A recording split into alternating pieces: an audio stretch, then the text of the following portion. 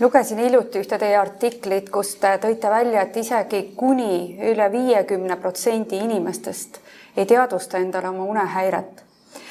Kui nüüd meie vaataja mõtleb siin, et kas tal võib ka olla unehäire, siis millised on need välised tundemärgid, mille järgi inimene saaks hinnata endal, kas tal on unehäire või mitte?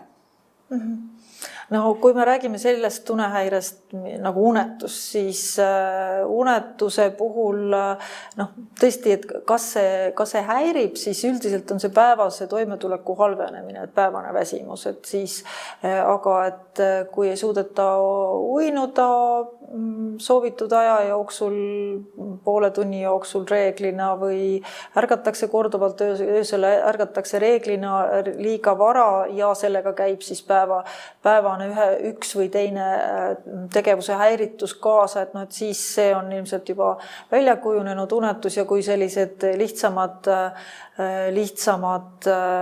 tegevused ei aita seda muuta või enam ei aita muuta sellised lihtsad asjad, mida une parandamiseks soovitatakse, see võib olla välja kujunenud unetus.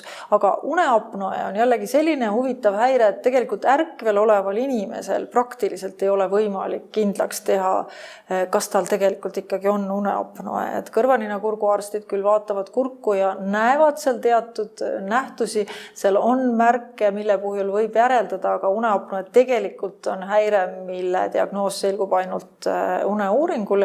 Uneapnoe kaebused võivad olla hoopis teistmasti ja neid ongi aastakümneid peetud lihtsalt mingiks kehaliseks häireks. Näiteks on tüüpiline komplekt siis hüpertensioon, suhkurtõbi või kaalutõus, väsimuse või mäluhäire või meeleoluhäire kujunemine, et kui need on samal inimesel, siis nagu uneapnoe on üsna tõenäoline. Rahutute jalgade sümptomaatika jällegi on hästi teada, aga selleks tasub võib-olla natuke sirvida meie ravijuhend EE leheküljel olevat Eesti täiskasvanute unehäirete diagnostikajuhist, kus on tegelikult need sümptomid toodud. Nii et rahutud jalad on siis selline unehäire, mis sageli ka unetust põhjustab ja jääb diagnoosita. Tänan teid, doktor, nende huvitavate mõtete ja kasulike nõuannete eest. Aitäh!